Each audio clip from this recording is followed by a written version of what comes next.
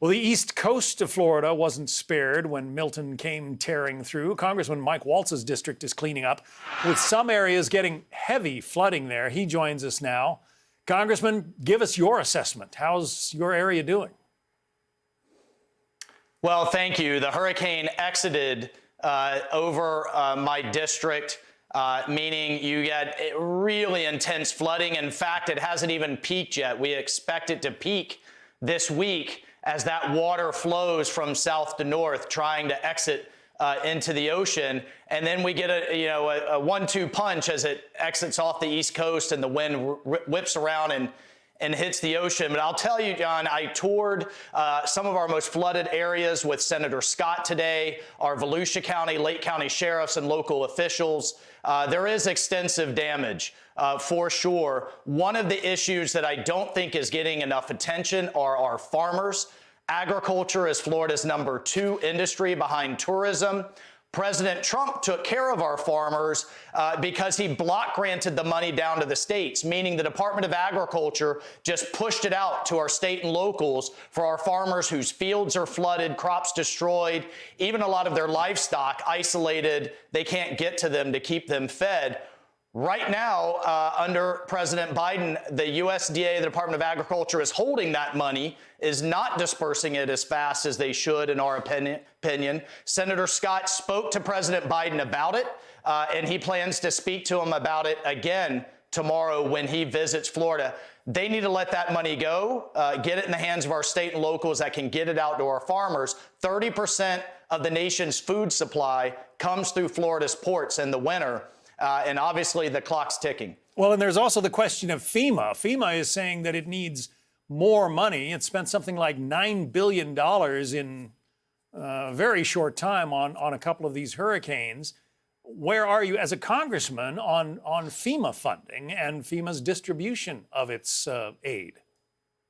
Well, look, I think Speaker Johnson's been very clear that the Congress plussed up FEMA, obviously passed a continuing resolution, which I had issue with in and of itself, but with that, plussed up FEMA by $22 billion.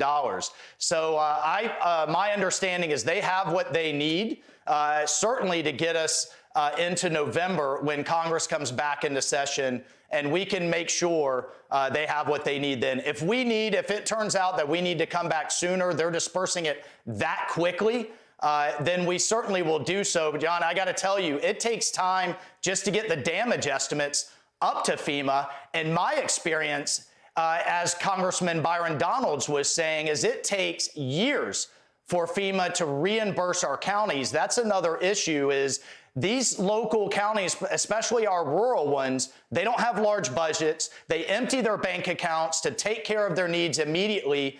And then it is a massive bureaucratic paperwork drill to get FEMA to reimburse them over time. And we in Congress and in the Senate spend an inordinate amount of time trying to get FEMA to reimburse those funds. So I'm finding it hard to believe that suddenly they're out of money. The vice president, Kamala Harris, had some criticism for Ron DeSantis, Florida's governor.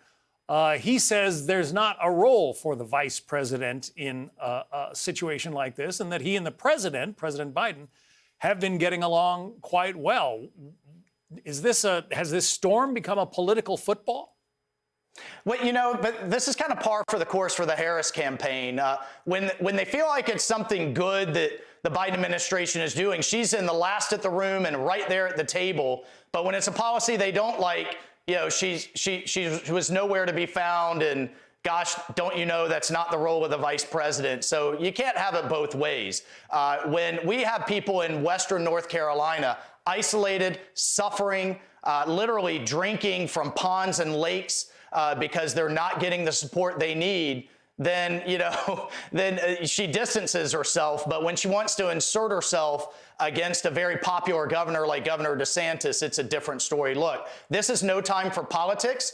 I think Governor DeSantis has taken the right approach. We'll talk to everybody. Now Senator Scott was saying the same thing today. This is all hands on deck, local, state, federal, every agency. Sit the politics aside. I know we're in a campaign and she's trying to make herself relevant, But at the end of the day, we've got to help people, period. And that should be everyone's approach. So what would be your best suggestion as to how the Americans who are watching right now can help the people of Florida, Georgia, the Carolinas? Well, government can't solve everything. This is going to take neighbors, communities, churches. Please donate to the Florida Disaster Fund. That is a private sector fund that is supplementing government resources. I've had people reaching out saying, do you have families in need? And that's where I pointed them. This is all hands on deck. This is not just Florida, but it's Georgia, Tennessee, North Carolina. We have literally millions of people in need, and it's going to take the private sector. Companies like Walmart, Florida Power and Light, and others have stepped in, and thank God for Elon Musk and Starlink. I was just talking to Congressman Corey Mills. He just donated another dozen Starlink base stations to our sheriff's departments as they're going into our rural communities that are completely cut off. Yeah, that communication is essential at times like these. It's critical. Congressman Mike Waltz, Republican of Florida, thank you. All right, thank you, John. Hey, Sean Hannity here. Hey, click here to subscribe to Fox News YouTube page and catch our hottest interviews and most compelling analysis. You will not get it anywhere else.